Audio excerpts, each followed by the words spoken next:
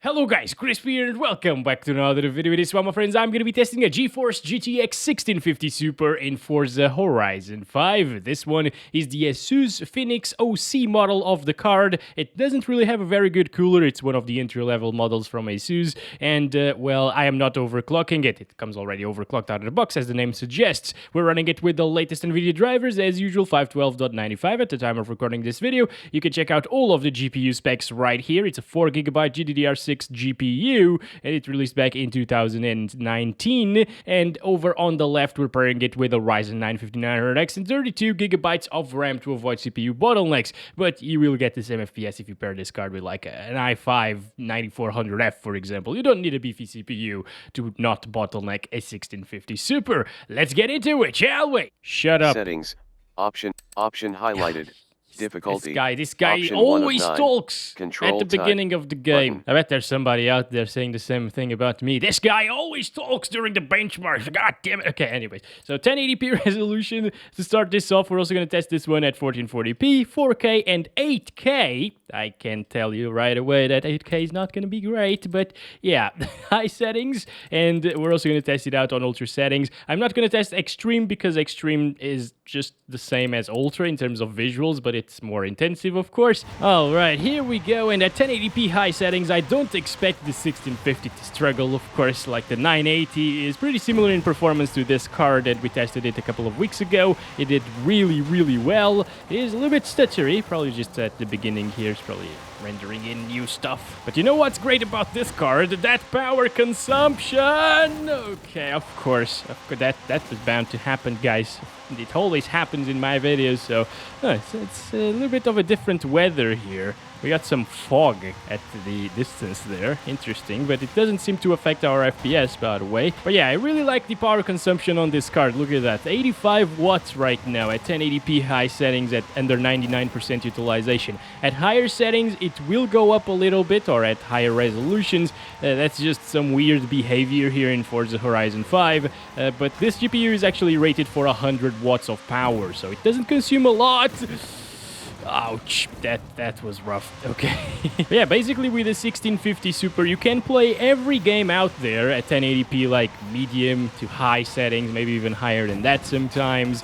And it doesn't really break the bank in terms of power consumption and the power bills, you know. It doesn't break the bank either on the price you pay for it.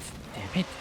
These trees, dude, they're there on purpose, you know. I bet they just spawned there so they can ruin my runs. But anyways, let's go. This is the city area now. Really big one, and it's dropping into the 80s. That's extremely good performance, obviously. If you have a high refresh rate monitor, you can take advantage of it.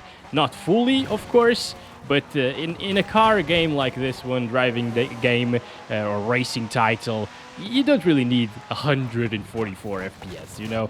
For a first-person shooter, you could make the case that it is needed, but for this game, I would be totally fine even with like 45 plus FPS. So this is an amazing result for the 1650 Super, given that it is a 1080p GPU. Getting out of the tunnel, which is super intensive, still doesn't even drop into the 60s, so that's very nice. Let's go up to 1440p. Gotta resize this. There we go. 2560 by 1440, still on the high settings preset, and let's do this. This should still be very viable here on the 1650 Super. As you can see, it is great. There's a little bit of traffic over here. What the heck? Still in the 70s. That's very nice indeed at 1440p. This is not really meant for 1440p gaming these days because it only has 4 gigs of VRAM. Back when it released, I remember testing a lot of games at 1440. Gosh, this is so hard to control in the grassy areas. But yes, in 2019, it did a good job playing games at 1440p, but now, well, it's just a bit too much for a card like this, obviously. For a 1440p gaming experience, I would recommend something like a 3060 Ti. That will give you very high FPS at ultra settings in pretty much any game out there. But that said, if you want to play Forza Horizon 5 on high settings, since this game is super well optimized, you can do it. It doesn't even drop here. Look at that. What the hell? I actually thought it would get like 60s around here. It's getting 70s. That's very impressive. Every time I test this game, I'm impressed with the performance. especially on older GPUs like the Titan, the 980, Titan X. Yeah, those are really good. Anyways, let's go out of the tunnel now. And okay, dropping to 59. That's butter basically. This is really good. Wow, and look at that power consumption, by the way. It went up by a little bit because of 1440p resolution. Yeah, usually people say, oh no, don't even think of 1440p gaming with a 1650 Super. And that's true for a lot of games out there. But for Forza Horizon 5, nope, this is very nice. 2160p, 4K res now, high settings. And this should still look pretty good. Oh boy, okay, so now we're starting to get that VRAM warning sign.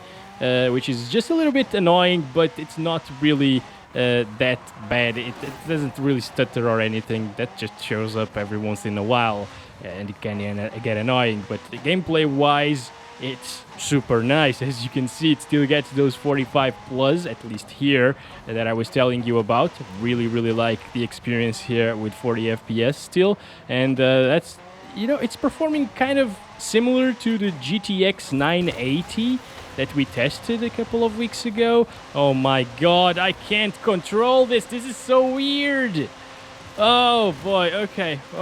At least we can... Oh, Jesus Christ. I just want to get out of here. I can't get out of here, guys. What the hell? I'm stuck now.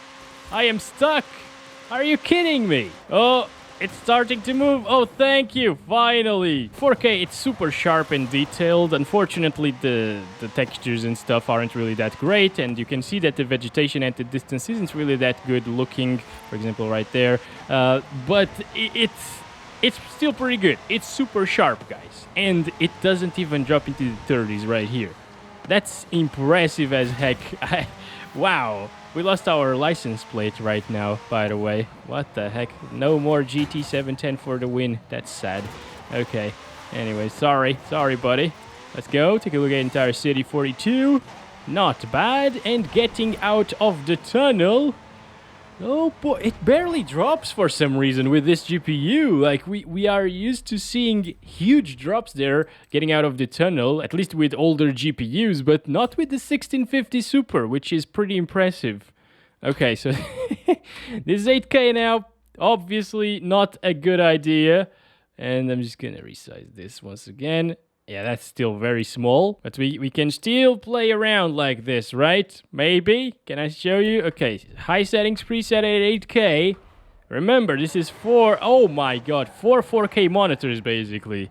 Oh gosh, okay. VRAM warning, obviously. Yeah, 8K with 4 gig cards is just not gonna happen, okay? Some 8 gigabyte cards can actually play this game at 8K, like the 3060 Ti, for example, but not this. Even like the 1080 can play it at 8K, I believe, but this is just a slideshow. It's a mess. You can't really play anything like this, obviously. So we are gonna go ahead and try it out on ultra settings and back to the 1080p resolution now. Alright, Bob's friend, shut the heck up. 1080p res, ultra settings. Okay, so I'm just selecting where we should go, and we already got the VRAM warning sign.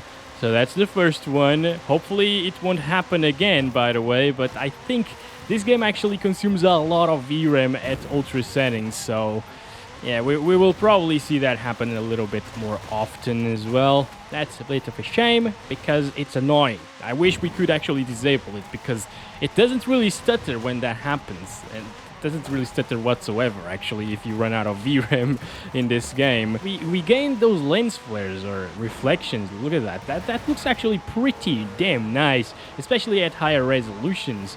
Wow, it looks beautiful like this. And we also gain a bit of ambient occlusion around things. That's another VRAM warning sign.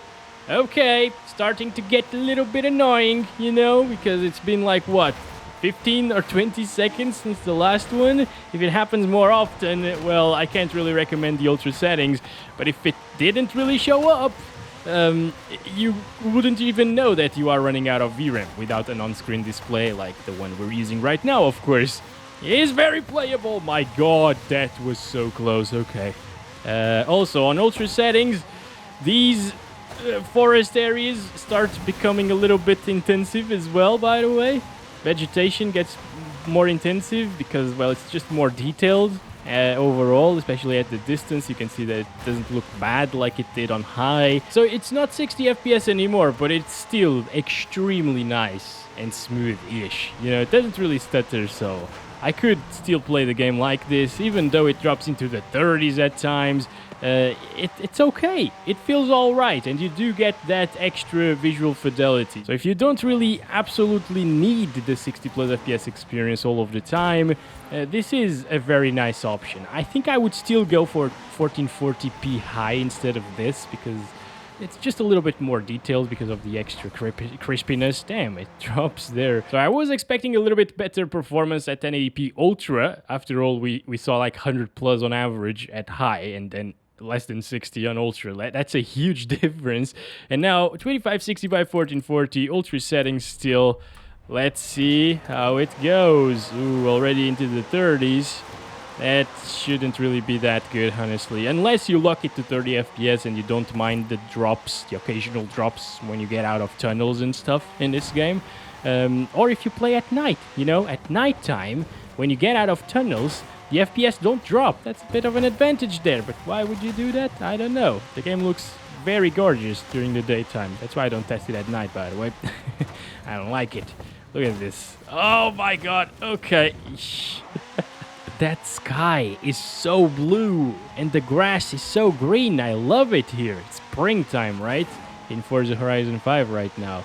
That is very nice. Getting 30s. Okay, lower 30s. It's not dropping though from 30. God damn it, come on. Get out of the way. I'm looking at the FPS and just crashing into everything. Anyways, yeah, it doesn't drop. It doesn't drop. It's actually really nice, guys. And if you overclock the card a little bit to 2 gigahertz or something like that, it is possible with these 1650 Supers. Very achievable. You can even have a smoother experience, obviously. Getting out of the tunnel, it drops into the mid-20s. Not too bad. I could still enjoy the game like this, obviously. I just think that the trade-off between high and ultra is just too much, you know? Also, we didn't really see any VRAM warnings with the 1440p res, weirdly. 2160p, ultra settings. Let's go. But you can see that the RAM usage, first warning there, the RAM usage is going up because whenever you run out of VRAM, it starts utilizing system RAM to make up for it. And the VRAM is actually at 3.5 gigabytes. What the heck are you doing, people? Oh boy, this is not how you drive. Wow, it looks so gorgeous though. It's below 30 FPS, so I won't recommend it, obviously, but if you can, just set it to 4K, if you have like a 4K TV or something, and ultra settings, and just play with it for like 2 or 3 minutes just to see the graphics, because it looks absolutely beautiful like this. I guess this is still not completely awful, you know, it's the cinematic experience. People, please stop doing that to me. It gets 24 FPS most of the time here in the city. It's not terrible, right? But it's pretty rough. You start getting some input lag, which is not really that noticeable in a car game like this one, especially if you use a controller, for example. But it's hard to get used to, and it's too choppy. You know, it's too slideshowy, so no. I don't recommend this. Only for screenshots, basically. But I can't deny it looks absolutely beautiful, this game like this. Damn. Okay, so just because I'm stupid, 8K resolution, 3 FPS. Alright, ultra settings as well. This is obviously terrible. Nobody should do this. And you can see, actually, that the RAM usage is up at 17.5 gigabytes of usage. That's insane. That's insane.